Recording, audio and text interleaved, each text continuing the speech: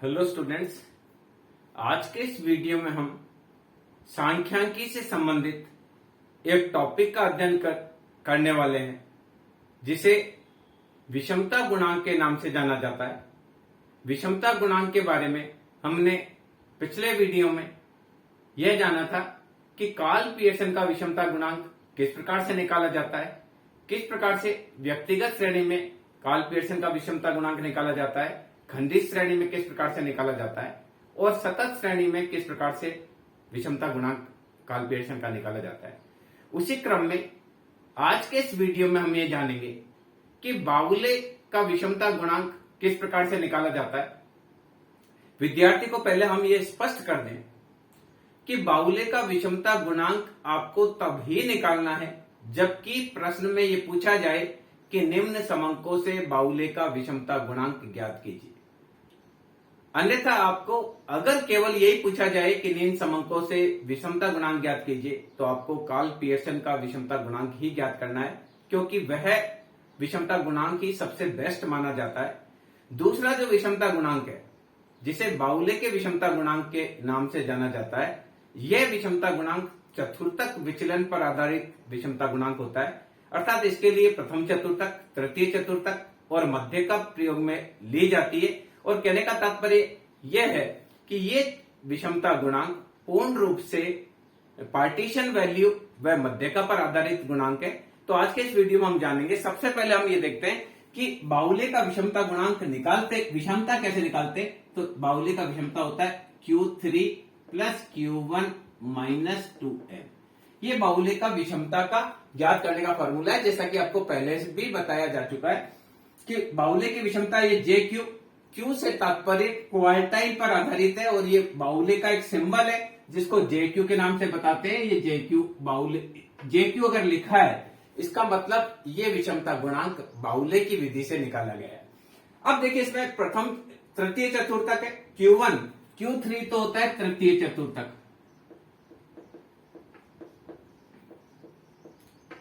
Q1 होता है प्रथम चतुर्थक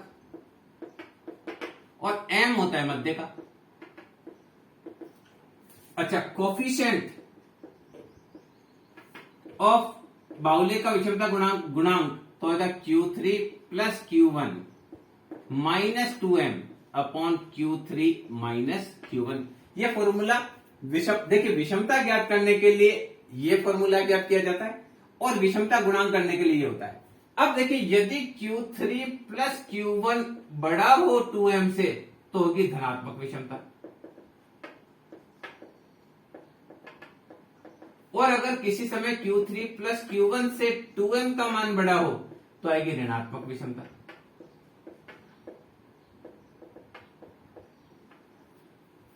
तो सामान्य रूप से बाउले का जब विषमता गुणांक की बात करते हैं तो अगर आपसे यह पूछा जाए कि चतुर्थक विचलनों पर आधारित विषमता गुणांक का परिकलन कीजिए, तब भी आपको बाउले का विषमता गुणांक ही निकालना है, क्योंकि यह एकमात्र विषमता गुणांक ऐसा है जो चतुर्थक विचलनों पर आधारित है। इसके अलावा केली का विषमता गुणांक है, अन्य भी सूत्र है, पर सामान्य रूप से जब परीक्षा में आता है तो फर्स्ट नंबर पे तो कार्ल पियर्सन का विषमता गुणांक ही पूछा जाता है और सेकंड में अगर पूछ लिया जाता है तो बाउले का विषमता गुणांक पूछा जाता है। तो देखिए, इसको किस प्रकार से निकालते हैं इसका हम अध्ययन करते हैं। सबसे पहले जैसे हम एक व्यक्तिगत श्रेणी का प्रॉब्लम लेते हैं और किस प्रकार से इसमें विषमता गुणांक निकाला जाता है उसको देखते हैं। सबसे फर्स्ट हम देखते हैं व्यक्तिगत श्रेणी। व्यक्तिगत श्रेणी में देखिए विषमता गुणांक किस प्रकार से निकाला जाता है। तो हम एक व्यक्तिगत श्रेणी लेंगे और उस व्यक्तिगत श्रेणी में विषमता गुणांक का परिकलन देखेंगे। तो मान लीजिए हमने लिया 18, 10, 4, 31, 25, 4, 31, 25, 20, 24, 20, 24, 17, 35, 15, ये आइटम है। और है 40, 2, 8, 19, 21, 19, 21, 11, 24, 24, 30, 24, 24, 30, 40, 2, 8, 19, 21, 11, 13 छूट गया, अभी 13 और लिख देते हैं। ये देखिए, ये 20 पद लिए हैं। पहला पद है 18, उसके बाद है 10, उसके बाद है 4, 31, 25, 20, 24, 17, 35, 15, 40, ये अब पद है। तो सबसे पहले ये व्यक्तिगत श्रेणी है, तो हम क्या करेंगे, पहले इसको सीरियल नंबर से जमाएंगे। 1, 2, 3, 4, 5, 6, 7, 8, 9, 10, 11, 12, 13, 14, 15, 16, 17, 18, 19 और 20। अब हमको क्या करना है, इसको असेंडिंग या डिसेंडिंग ऑर्डर में जमाएंगे। तो फर्स्ट सबसे छोटी संख्या है 2, उसके बाद में संख्या है 2 के बाद में आ रहा है 10, 8, 2 के बाद 8, उसके बाद 10, ये 8 हो गया और ये 10 हो गया। इसके बाद 11 आ रहा है और 13 आ रहा है, 4 भी है, तो 2 के बाद 4, 4 के बाद 8, 8 के बाद 10, ये चारों आ गए। अब इससे कोई छोटी संख्या नहीं है, 11 है, 13 है, तो अभी हमने 11 लिख दिया, अभी हमने 13 लिख दिया। ये 11 आ गया, 13 हम शामिल कर चुके हैं। अब 15 से पहले कोई छोटी संख्या है, नहीं है। 15, 17 और 18, 15, 17, 18, तो हमने इसको 15 को लिख दिया है, 17 को भी लिख दिया है, 18 को भी लिख दिया। अब 18 से छोटी कोई संख्या नहीं बचनी चाहिए। अभी 19, इसके बाद 19 के बाद देखिए 20 है, 21 है,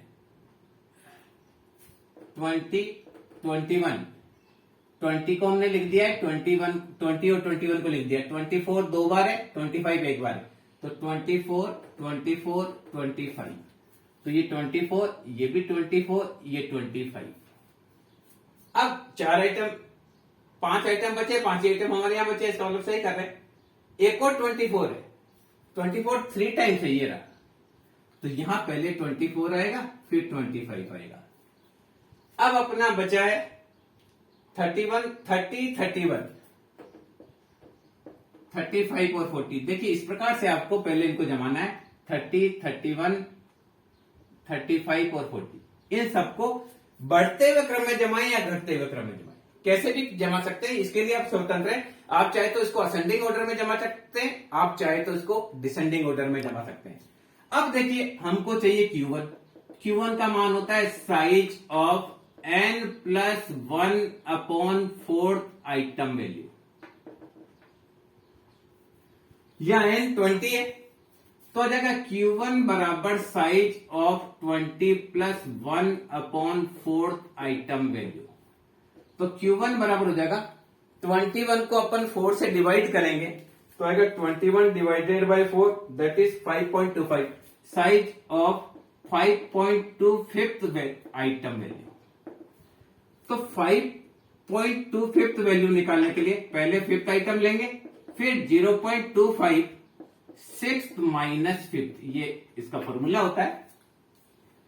तो हमने क्या करना है, 5.25 वैल्यू लेनी है, तो हमने क्या करना है, 5th को तो पूरा लेना है और 0.25 का हिस्सा लेना है 6th और 5th के बीच में। तो 5th तो पूरा आएगा 11 प्लस 0.5 का हिस्सा आएगा ये 16, 6 और ये देखिए क्या किया, 5.25 लेना है तो 5th आइटम प्लस 0.25 का हिस्सा 6 और 5th के बीच में लेना है, तो 0.25 6 माइनस 5th। तो हमको क्या करना है, 5th तो 11 पूरा का पूरा लेना है प्लस 0.25, ये देखिए 6 का मान है 13 और 5th का मान है 11, तो इस जगह 11 plus 0.25 multiply 2, that is 11.5। Q1 का मान आ गया 11.5। तो हमने Q1 का मान लिख दिया, Q1 = 11.5। ये Q1 का मान निकाला। इसी तरह से अब देखिए Q3 का मान निकालेंगे। Q1 का मान निकाला हमने, Q3 का मान निकालते हैं। Q1 को हमने साइड में लिख दिया। अब देखिए Q3 का मान निकालेंगे, तो Q3 का फॉर्मूला लगाएंगे और मीडियन का निकालेंगे। तो देखिए Q3 के लिए करेंगे, Q3 बराबर size of 3 n+1/4 item value. तो आएगा साइज ऑफ 3 20+1/4 आइटम वैल्यू। तो आएगा साइज ऑफ 3 × 21/4 इजिकल टू आपका 63/4 हो जाएगा।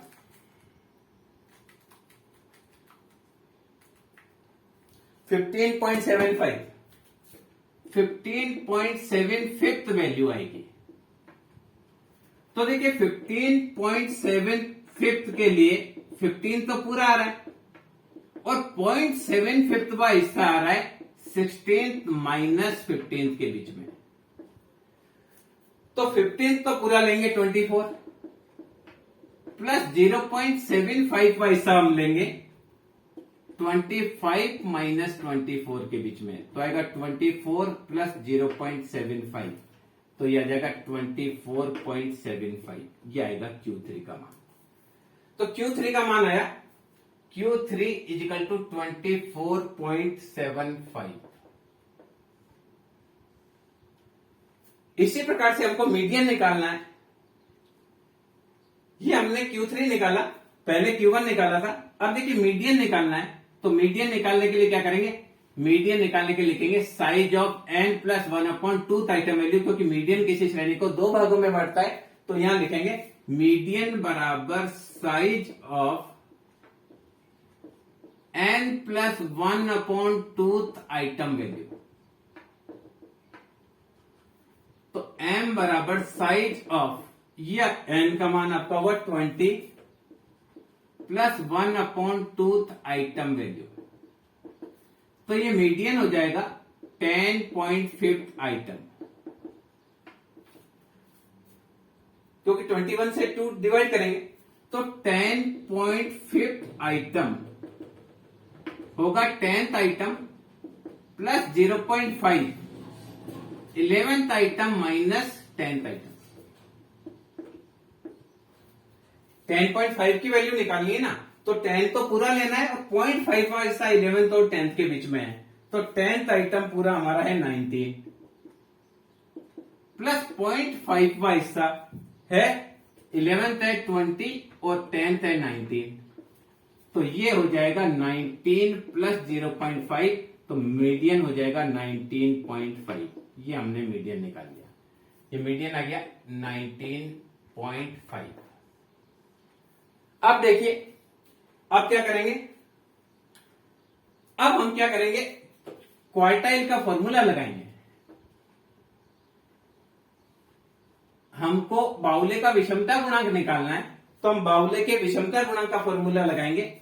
JQ बराबर Q3 plus Q1 minus 2M। तो Q3 का मान आएगा 24.75 प्लस Q1 का मान 11.5 माइनस 2 मल्टीप्लाई 19.5। तो ये आ जाएगा 24.75 प्लस 11.5, ये तो हो गया 36.25 माइनस 39।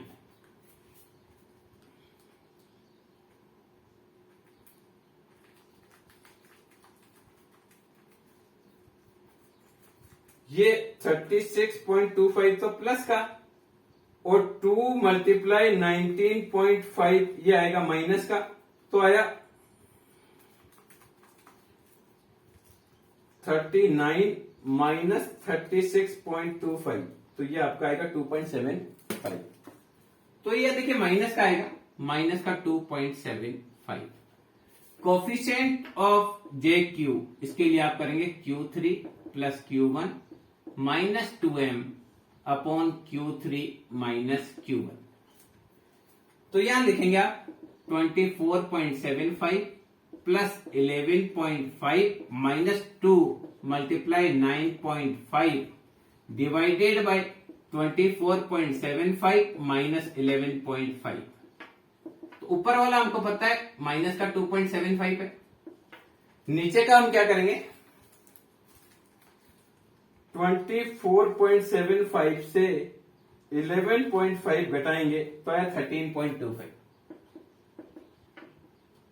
तो ये आंसर आएगा 2.75 डिवाइडेड बाय 13.25, दैट इज आएगा 0. माइनस का 207, यह आएगा माइनस का 0.207।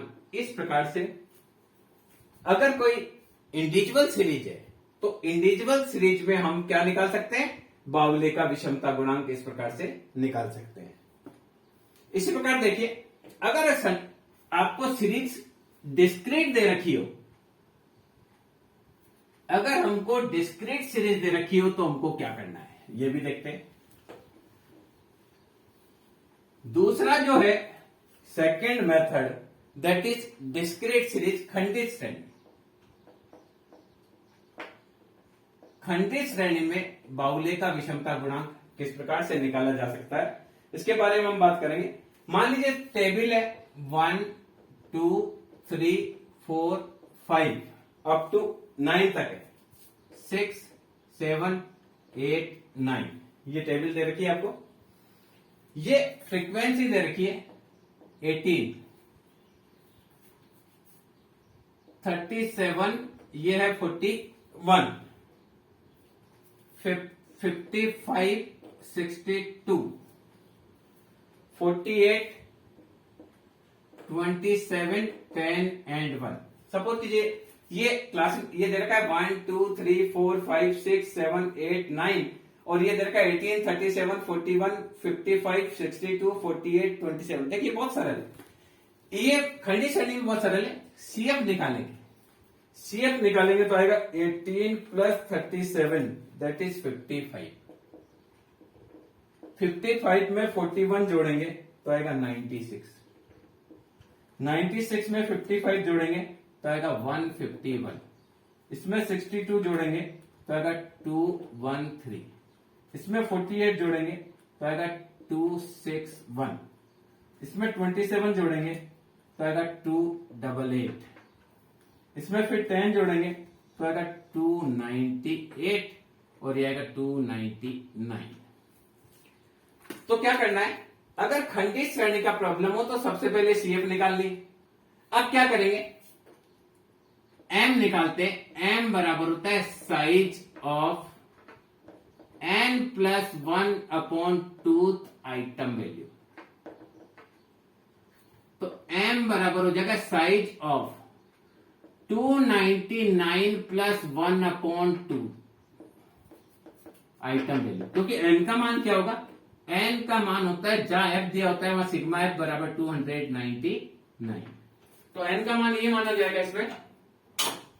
अब ऐसी स्थिति में क्या करना है, 299 प्लस 1 हो गया, तो median is equal to size of 300/2 is equal to 150 item.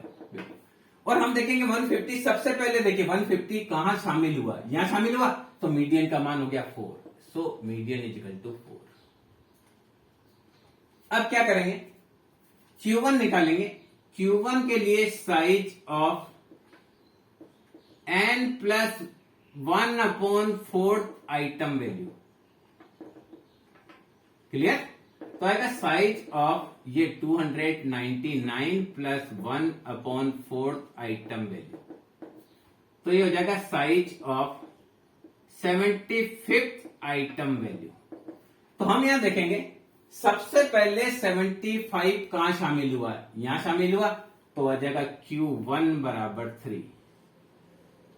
तो m बराबर आ गया, Q1 बराबर आ गया, देखिए m बराबर आ गया 4, Q1 बराबर आ गया 3। Q3 निकालेंगे। Q3 बराबर size of n plus 1 upon 4, ये आगे 3 लिखेंगे, आइटम वैल्यू। तो ये आएगा size of 3 multiply 300 divided by 4th item value, तो ये आएगा आपका 225, size of 225th item value.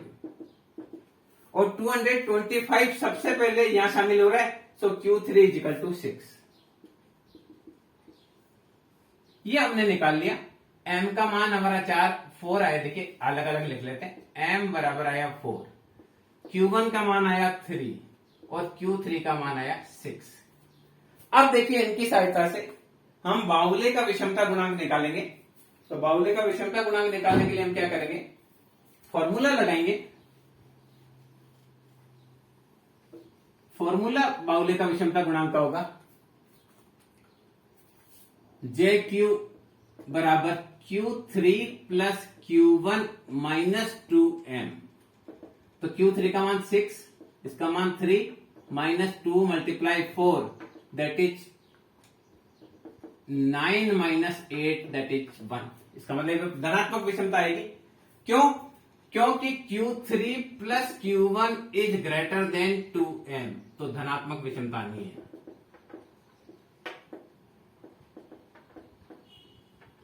तो यहां हो जाएगा कोफिशिएंट ऑफ JQ, इसके लिए करेंगे Q3 plus Q1 minus 2m upon Q3 minus Q1। तो आएगा 6 plus 3 minus 2 multiply 4 upon 6 minus 3। तो आएगा 9 minus 8 upon 3 that is 1 upon 3 that is 0.333। ये विषमता बाहुल्य का विषमता गुणांक आया 0.333। तो ऐसे इस मेथड से अगर खंडित श्रेणी है तो खंडित श्रेणी में हम विषमता गुणांक का परिकलन कर सकते हैं। इसमें कोई भी दिक्कत नहीं है, आसानी से आप इसको कर सकते हैं। अगर देखिए इसी प्रकार से अगर टेबल जाए, इसी प्रकार से देखिए एक और लेते हैं हम, खंडित श्रेणी का एक और प्रॉब्लम लेते हैं। मान लीजिए x का आइटम, और देखिए सपोज कीजिए x जो दे रखा है वो x दे रखा है अपने को 5, 10, 15, 20, 25, 30, 35, 40। फ्रीक्वेंसी दे रखी है 10, 12, 18, 20, 13, 7, 6, 4। मान लीजिए फ्रीक्वेंसी हमको दे रखी है, तो हम CF निकालेंगे, कपल्टिव फ्रीक्वेंसी 10, इसमें जोड़ेंगे 22, इसमें जोड़ेंगे 40, 40 में 20 जोड़ेंगे 60, 60 में जोड़ेंगे 73, 73 में 7 जोड़ेंगे 80, 80 और 6 86 और 4 9। अब देखिए Q1 निकालना है, तो Q1 निकालने के लिए size of n plus 1 upon 4th item value.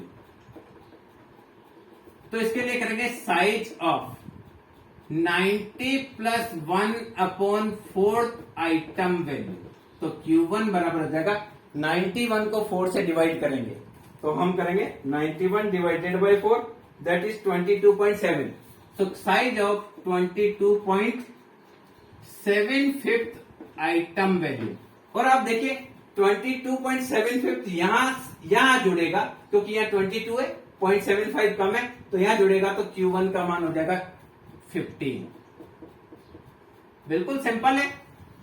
यहां देखिए सबसे पहले 22.75 यहां जुड़ा, इसलिए Q1 का मान 15।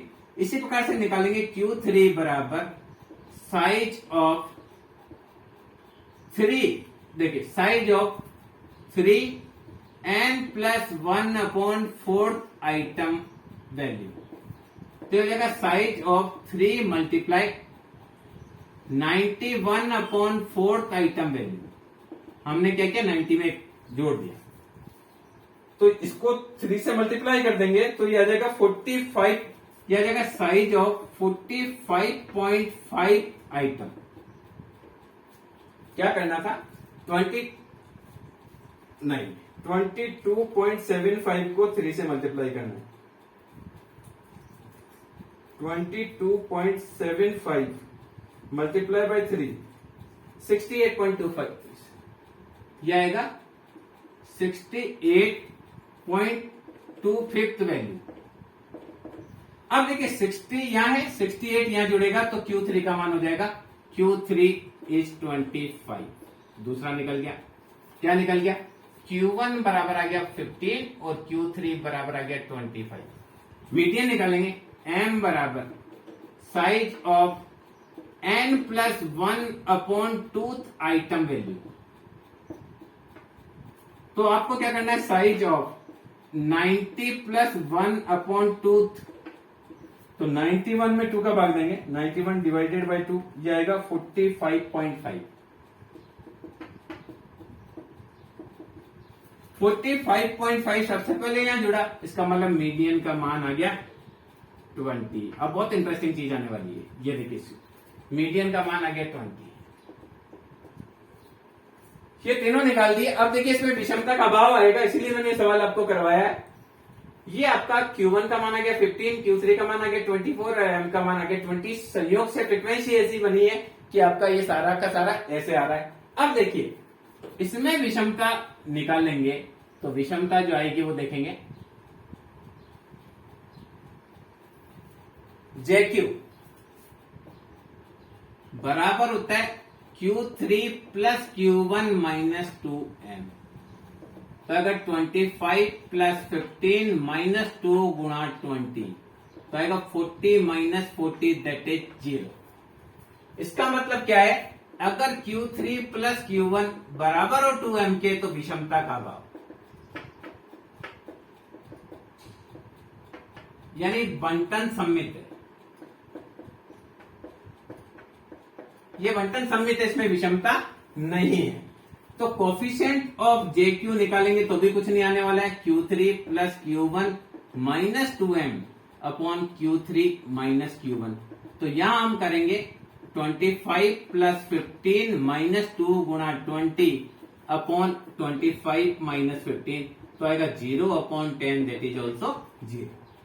तो इस प्रकार से अगर कोई खंडित श्रेणी आती है तो उसमें विषमता की गणना बाउले की विधि से हम कर सकते हैं। अब देखिए अगर सतत श्रेणी आती है तो किस प्रकार से बाउले का विषमता गुणांक निकालना है। एक केस ऑफ कंटिन्यूस सीरीज आप देखिए, सतत श्रेणी में अगर कंटिन्यूस सीरीज है तो विषमता गुणांक किस प्रकार से निकालते हैं। मैं क्लास लेता हूं x 0 to 10, 10 to 20, 20 to 30, 30 to 40, 40 to 50, 50 to 60। Suppose कीजिए हमारी क्लास है, और 60 to 70 और लास्ट 70 to 80। अब देखिए इसमें जो फ्रीक्वेंसी दे रखी है वो दे रखी 3, 9, 15, 24। 3, 9, 15, 24, 3, 9, 15, 24, 12, 8, 7, 5, 12, 8, 7, 5। अब इसमें बाउले का विषमता गुणांक निकालेंगे। तो सबसे पहले ये फ्रीक्वेंसी दे रखी है तो हम कमल्टिव फ्रीक्वेंसी निकालेंगे। तो आएगा 3, ये आएगा 12, ये आएगा 27। 27 में 24 को जोड़ेंगे तो आएगा 27 प्लस 20, देखिए 27 plus 24 that is 51 plus 12 that is 63 plus 8 that is 71 plus 7 that is 78 plus 5 that is 83। तो हमको क्या करना है, सबसे पहले 3 plus 9 plus 15 plus 24 plus 12 plus 8 plus 12 सब मिलाकर 83 आया। इसका मतलब हमने CF सही निकाला। अब क्या करना है, कंटिन्यूस सीरीज है तो मध्य का निकालेंगे। पहले M बराबर size of n/2 item value. तो हमने यहां निकाला मध्यका की ग्रुप निकालेंगे, size of 83 divided by 2 item value. 83 को 2 से डिवाइड करेंगे तो M बराबर का साइज ऑफ 41.5 आइटम वैल्यू। 41.5 सबसे पहले यहां शामिल हो रहा है, इसका मतलब ये मीडियन ग्रुप होगा। इसका मतलब मीडियन आपका 30 से 40 के बीच में है, यानी यहां लिख देंगे मीडियन ग्रुप 30 to 40। अब देखिए फॉर्मूला लगाएंगे, m बराबर L1 प्लस आई अपॉन एफ n/2 माइनस सी, ये आपका मीडियन का फॉर्मूला है। L1 लोअर लिमिट है 30, सीधा लिख देता हूं, आपको पहले बता चुके हैं। ये मीडियन ग्रुप की फ्रीक्वेंसी है, ये पहले की सी है। आई बराबर क्लास इंटरवल 10, एफ है, एफ मीडियन ग्रुप की फ्रीक्वेंसी दैट इज 24। इसके बाद में n/2 हमारा ऊपर आया 41.5 माइनस पहले की संचयी आवृत्ति, पहले की जो कमल्टिव फ्रीक्वेंसी है वो आई 27। तो हम इसको कैलकुलेट करेंगे तो आएगा 30 प्लस 10/24 मल्टीप्लाई 41.5 से 27 निकलेगा, तो ये आएगा आपका 14.5। तो आया 30 प्लस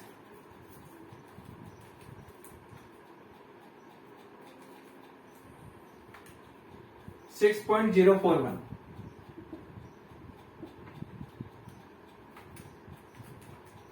$36.04। तो m का मान आ गया 36.04। एक मान हमने लिख लिया m बराबर 36.04। पहला हमने क्या निकाला, सबसे पहले हमने मीडियन निकाल के देखा और मीडियन का मान आया 36.04। अब देखिए पहला चतुर्थक निकालेंगे Q1, तो Q1 निकालेंगे तो आएगा Q1 बराबर size of n/4 item value. Continue series में +1 नहीं लगता है, तो आएगा साइज ऑफ 83/4। 83 को डायरेक्ट 4 से कर देते हैं, जगह बचे 83 divided by 4 that is 20.75, 20.75 item value. 20.75 सबसे पहले यहां शामिल हो रहा है 20.75, तो ये तो फ्रीक्वेंसी हो जाएगी और ये सी हो जाएगी। फॉर्मूला आएगा Q1 बराबर L1 प्लस आई अपॉन एफ n/4 माइनस सी, यहां लगेगा L1 का मान, ये फॉर्मूला है Q1 का, पहले भी हम कर चुके हैं ये चीज। तो L1 लोअर लिमिट आएगा 20, आई का मान आएगा 10, एफ का मान, ये वर्ग जो आया, ये वर्ग आया 20 से 30 का, यहां से पता चल गया 20 से 30 का, यहां से देखिए 20.75 सबसे पहले यहां शामिल। अब n/4 का मान आया 20.75 हो माइनस इससे पहले का 20, तो आएगा 20 प्लस 10/15 मल्टीप्लाई 8.75। तो आपको क्या करना है, 87.5 को 15 से डिवाइड करना है, तो ये आया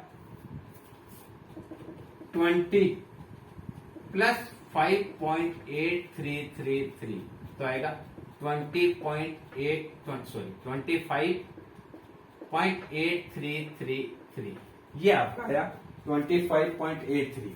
तो Q1 का मान आ गया आपका 25.83। अब देखिए Q3 का मान निकालेंगे। Q3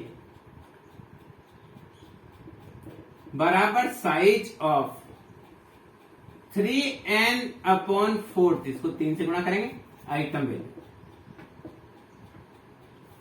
तो आएगा साइज ऑफ 3 मल्टीप्लाई 83/4, तो आएगा, इसी को ओपन कर देते हैं 60, 20.75 को 3 से मल्टीप्लाई कर देते हैं, तो आएगा 62.25 आइटम वैल्यू। 62.25 सबसे पहले कहां आता है, इसको चेक करेंगे CF में, चेक करेंगे किसमें करेंगे, कमल्टिव फ्रीक्वेंसी। तो देखिए 62.25, यहां 63, यहां आ गया 62.25, इसमें जुड़ गया, तो ये फ्रीक्वेंसी हो जाएगी, ये सी हो जाएगी और 40 to 50 हो जाएगा। तो फॉर्मूला लगेगा Q3 बराबर L1 प्लस आई अपॉन एफ 3n/4 माइनस सी, ये फॉर्मूला यूज करना पड़ेगा आपको। फॉर्मूले में मान रख देते हैं। तो L1 का मान आया 40, I का मान 10, फ्रीक्वेंसी इसमें 12 है, 3n पर ये आया 62.25 और इससे पहले की कमल की frequency I 51।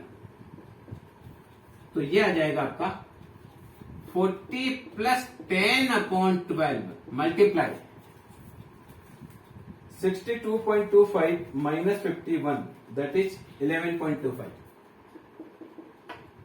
That is 40 plus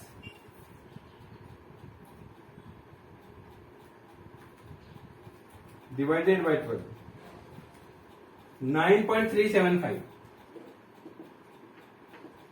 That is 49.375. ये आ जाएगा 49.375। इसको 38 भी लिख सकते हैं। तो आया Q3 बराबर 49.38, तो 75 से ऊपर भी कुछ है। इस प्रकार से देखिए हमने मध्यका का मान निकाल लिया, Q1 का मान निकाल लिया और Q3 का मान निकाल लिया। अब इसमें फॉर्मूले में फिट करेंगे, हम फॉर्मूले में रखेंगे इन मानों को, तो आसानी से हमको बाहुल्य का विषमता गुणांक मिल जाएगा।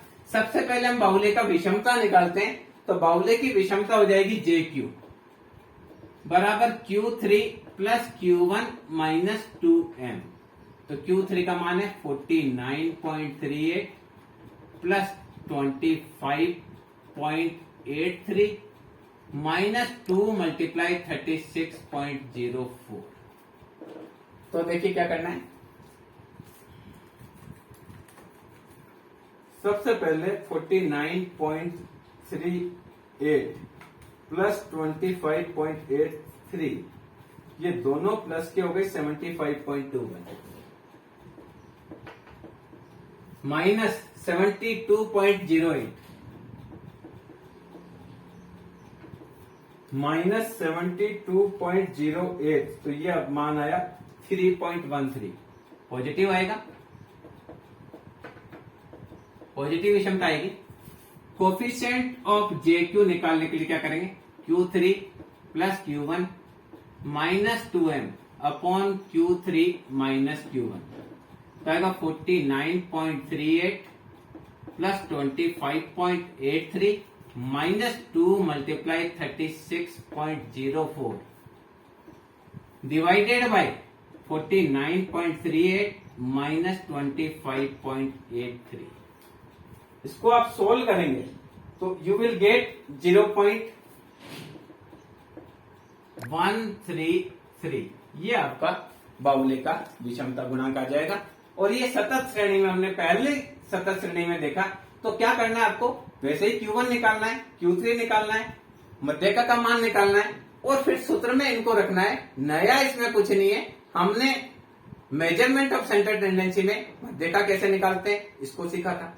उसके बाद पार्टीशन वैल्यू भी उसी में सीखे थे कि किस प्रकार से चतुर्थक विचलन चतुर्थक निकाले जाते हैं, शतमक कैसे निकाले जाते हैं, ऑक्टाइल कैसे निकाले जाते हैं, डेसाइल कैसे निकाले जाते हैं, सब कुछ वही है। एक ही फॉर्मूले पर पूरा सवाल होता है इसके अंदर, तो बहुत ज्यादा आपको दिक्कत नहीं है, आसानी से आप इसको कर सकते हैं। अब देखिए एक और प्रॉब्लम लेते हैं सतत श्रेणी की, कि किस प्रकार से आप, बहुत अच्छा कॉन्फिडेंस आपको आ जाना चाहिए कि कभी भी बाहुल्य का विषमता गुणांक आए तो आप कर सकते हैं। मान लो से अधिक में आ गया, से अधिक में सवाल पूछ लिया, मोर देन के रूप में सवाल पूछ लिया कि जीरो, मान लीजिए आपको ये मोर देन के रूप में पूछते हैं, more than zero, more than ऐसे पूछते हैं। तो मान लीजिए मोर देन में पूछा, more than zero, more than 15, 30, 45, 60, 75, 90, 105। Okay, ये पूछ लिया। से अधिक के रूप में पूछा और जीरो से अधिक ये दे रखा है 150 नंबर, जीरो से अधिक 150, फिर 140, फिर 100, फिर दे रखा है 80, उसके बाद 70, 30, 70, 30, 14 और 0, ये नंबर दे। सीरीज आपको दे रखी है से अधिक के रूप में मोर देन 0 150 है, मोर देन 15 140 है, मोर देन 30 100 है, मोर देन 45 80 है, मोर देन 60 70 है, मोर देन 75 30 है, मोर देन 90 14 है और मोर देन 1 0 है। तो अब हमको क्लास इंटरवल बनाकर 0 to 15, 15 to 30, 30 to 45, 45 to 60, 60 to 75, 75 to 90 और 90 to 105। 105 से ऊपर कुछ है ही नहीं तो उसको लिखने की जरूरत नहीं है। ये हमारा हो गया एक्स। फ्रीक्वेंसी हो जाएगी, देखिए 0 मोर देन 0 है 150 और मोर देन 15 है 140, यानी 0 से 15 के बीच में 10। मैंने कैसे निकाला? 150 से 140 को घटाए 10 आया। इसी प्रकार से 140 से 100 को घटाएंगे तो 40 आएगा।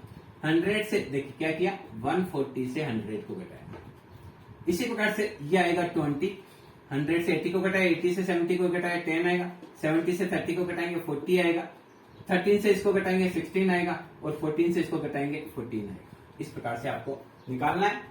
इससे इसको घटाना है, इससे इसको घटाना है, इससे इसको घटाना है, 80 से 70 को घटाना है, 70 से 30 को घटाना है। जैसे लास्ट हमने किया 14 माइनस 0, यहां हमने किया 30 माइनस 14।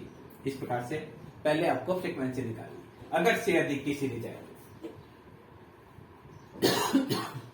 अब आप क्या करेंगे, कम्युलेटिव फ्रीक्वेंसी कैलकुलेट करेंगे। तो आएगी 10, 10 में 40 जोड़ेंगे आएगा 50, 50 में 20 जोड़ेंगे आएगा 70, 70 में 10 जोड़ेंगे आएगा 80, 80 में जोड़ेंगे आएगा 120, 120 में 16 जोड़ेंगे तो आएगा 136 और ये 150। ये क्लियर है, वो का वही 150 आएगा। ये हमने क्लास इंटरवल को ठीक कर लिया। अब देखिए मध्य का निकालते, m बराबर size of n/2 item value, तो आएगा size of 1/50/2 that is 75th item value. तो 75 सबसे पहले यहां आ रहा है, देखिए यहां आ रहा है 70 के बाद 80, तो 75 यहां आ रहा है। तो यह आ जाएगा मध्यका का formula L1 plus I/F n/2 minus C। तो L1 का मान आ गया 45, I का मान आ गया 15, ये ध्यान रखना ये 15 का अंतर है। ये आया 10, n/2 अपना 75 आया हुआ है, माइनस C, ये C हो जाएगा, ये F हो जाएगा, माइनस C 70। तो आ जाएगा 45 प्लस 15 मल्टीप्लाई 5/10, तो 45 प्लस 7.5 दैट इज 52.5। तो मध्यका का मान इसमें आ जाएगा 52.5। पहला चीज हमने निकाल लिया, मध्यका बराबर 52.5। Q1 निकालेंगे तो Q1 बराबर size of n/4 item value. तो अगर साइज ऑफ n का मान 150 डिवाइडेड बाय 4 आइटम वैल्यू, 150 को 4 से डिवाइड करेंगे जाएगा 37.5। 37.5 सबसे पहले हमको देखेंगे कहां जुड़ रहा है, यही जुड़ रहा है 37.5। तो ये हो जाएगा Q1 बराबर, सीधा लिख देता हूं, L1 प्लस I का मान 15, F का मान 40। देखिए ये अगर है तो ये F होगा, ये C होगा। ये आया 37.5 और ये आया 10, तो आएगा 15 प्लस 5/40 मल्टीप्लाई 27.5।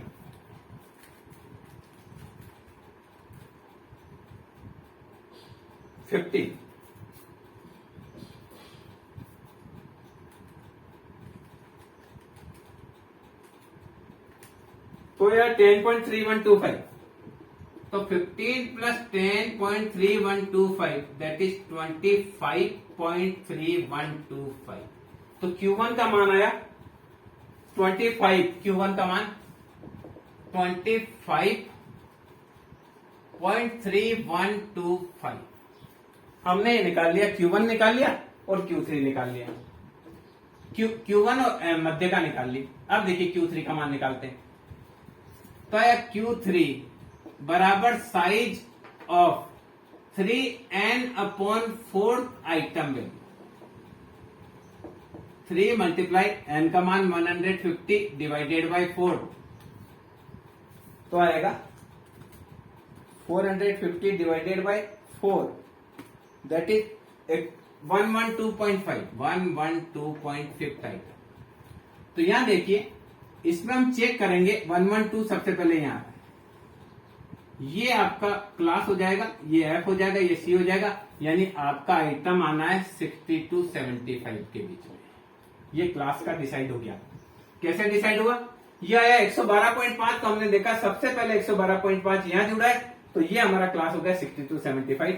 तो Q3 इजिकल टू 60 प्लस आई का मान 15, एफ का मान यहाँ 40 आया, ये 112.5 दिया हुआ है माइनस सी दैट इज 80 तो आएगा 60 प्लस 15 112.5 से हमको 80 को घटाना है तो आएगा 32.5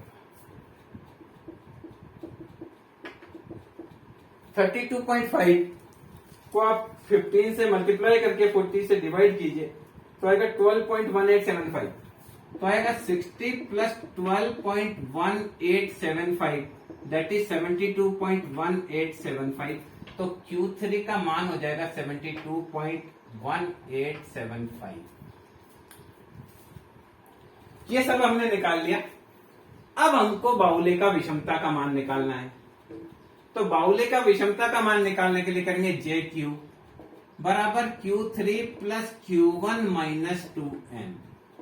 Q3 का मान 72.1875 प्लस Q1 का मान 25.3125 माइनस 2 M का मान है 52.5 माइनस 2 गुणा 52.5 तो ये आएगा 72.1875 प्लस 25.3125 इसका टोटल हुआ 97.5 माइनस 97.5 तो प्लस का हो गया और 52.5 को 2 से मल्टीप्लाई करेंगे तो आया क्या करना है जो आया आपका पहला तो आ गया आपका 97.5 ये तो आपका प्लस का आ गया 52.5 को 2 से मल्टीप्लाई करेंगे तो आएगा माइनस का 105 तो रिजल्ट आपका आएगा वो आएगा माइनस का 7.5 नेगेटिव आएगा और कोफिशिएंट ऑफ JQ निकालने के लिए क्या करेंगे Q3 plus Q1 minus 2M upon Q3 minus Q1 तो आएगा ये 72.1875 plus 25.3125 minus 2 multiply 52.5 upon 72.1875 minus 25.3125 ऊपर का कैलकुलेशन किया हुआ ये माइनस का 7.5 आएगा नीचे का कैलकुलेशन अपने को करना है 72.1875 से अपने को घटाना है 25.3125 तो नीचे आया 46.8750 ये 7.5 में इसका भाग देंगे तो आएगा आपका माइनस का 0.16 ये विषमता का मान आएगा। तो इस प्रकार से देखिए कंटिन्यूस सीरीज होती है तो किस प्रकार से विषमता निकाली जाती है। हमने नॉर्मल कंटिन्यूस सीरीज को भी देखा और हमने एक ऐसी सीरीज भी देखी जो से अधिक के रूप में थी। अगर आपको मिड वैल्यू दिए, लास्ट सवाल है, अगर आपको मिड वैल्यू दे दिए जाए तो भी हम विषमता निकाल सकते हैं। मिड वैल्यू मान लीजिए 15 दे दी, 20, 25, 30, 35, 40 यहां तक दे दी मान। अब देखिए मिड वैल्यू यहाँ 5 का अंतर है, 5 का आधा 2.5 इसमें से घटाएंगे तो अगर 12.5 से 17.5, 17.5 से 22.5 22.5 से 27.5, 27.5 से 32.5, 32.5 से 37.5, 37.5 से 42.5। हमको ये क्लास इंटरवल बनाना है। मिड वैल्यू अगर दे रखी हो, मिड वैल्यू, तो इससे क्लास इंटरवल बनाना है। कैसे बनाना है ये आपको देखिए, इन दोनों में अंतर कितने का है, 5 का। तो हमेशा यूं करना है, minus and plus difference by 2 तो आएगा माइनस एंड प्लस 5/2 तो आएगा माइनस एंड प्लस 2.5, यानी इसमें से 2.5 घटाना है और 2.5 जोड़ना है। तो 15 से 2.5 घटाए तो 12.5, 15 में 2.5 जोड़ा तो 17.5। इसी प्रकार से 20 से 2.5 घटाए तो 17.5, 20 में ये जोड़ा तो इस प्रकार से ये कर लेंगे, आपको आता है वैसे। अब देखिए, अब क्या करना है, फ्रीक्वेंसी दे रखी है 30, 28, 25, 30, 28, 25, 24, 20, 21। कार्ल पियर्सन में भी हमने ये सवाल किया था, वही सवाल है एफ। अब सीएफ लेंगे। सीएफ लेने के लिए क्या करेंगे, 30 प्लस 28 तो आएगा 30 प्लस 58 हो गया, 25 और जोड़ा 83 हो गया, 24 और जोड़ा 107 हो गया, फिर 20 जोड़ा 127 हो गया, 21 जोड़ा 148 हो गया। अब देखिए मीडियन निकालना है, तो मीडियन बराबर size of n/2 item value, size of 148 divided by 2 that is 74th item. 74 सबसे पहले यहां है, तो सीधा लिख देंगे मीडियन। सीधा लिखता हूं मैं 22.5, आई का मान यहाँ 5 है, एफ का मान 25 हो गया, 74 माइनस इससे पहले का 58। ये देखिए, ये फ्रीक्वेंसी होगी, ये सी होगी, तो ये आपका आ जाएगा 74 minus 58 multiply 5 divided by 25 plus 22.5, ये आपका हो जाएगा 25.7। सीधा मीडियन बराबर 25.7। स्पीड थोड़ी बढ़ाई मैंने।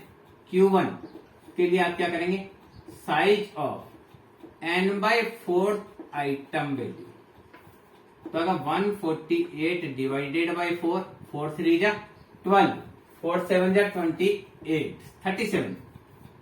क्या करेंगे, 148 को 4 से डिवाइड करेंगे तो आया 37।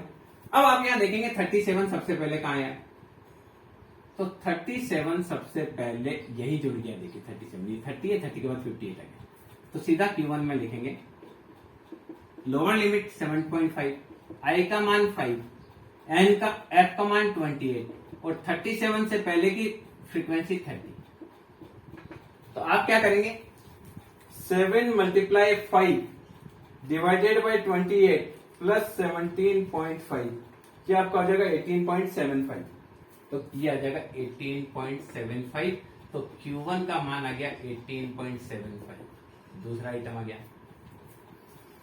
Q3 निकालेंगे, तो इसके लिए लगाएंगे size of 3n/4 item value, तो आएगा 3 मल्टीप्लाई n का मान 148 डिवाइडेड बाई 4, 37 को 4 टाइम 3 से गुणा कर लेते हैं, 37 मल्टीप्लाई 3 दैट इज 111, और 111 सबसे पहले यहां आया। देखिए इसका मतलब 32 से 32.5 से 37.5 के बीच में। फॉर्मूला लगाएंगे Q3 बराबर 32.5 प्लस आई का मान 5, एफ का मान यहाँ 20 आएगा, क्योंकि ये है तो ये एफ होगा और ये सी होगा। 111 माइनस 107 तो आएगा 20 से 20 घटा तो 33.5। देखिए तो ये आया Q3 इक्वल टू 33.5। सीधा का सीधा ही आ गया। क्या किया हमने, ये देखिए ये आएगा 4, 4 5 20, 20 से 20 घटा 1 आया, 1 और 32.5। इस प्रकार से देखिए हमने सब निकाल लिए। अब क्या करेंगे, अब हम करेंगे जे Q, Q3 plus Q1 minus 2m, तो आएगा Q3 33.5 प्लस 18.75 माइनस 2 गुणा 25.7, तो ये हो जाएगा 33.5 प्लस का 18.75 प्लस का, तो हो गया 52.25। 25.7 को 2 से मल्टीप्लाई करेंगे तो आएगा 15.1.4, तो आंसर आएगा ये 0.85 पॉजिटिव आएगा। कोफिशिएंट ऑफ JQ निकालने के लिए क्या करेंगे, Q3 plus Q1 minus 2m upon Q3 minus Q1, ऊपर का सारा हमने कैलकुलेट किया हुआ है, नीचे 33.5 से 18.75 को घटा देंगे।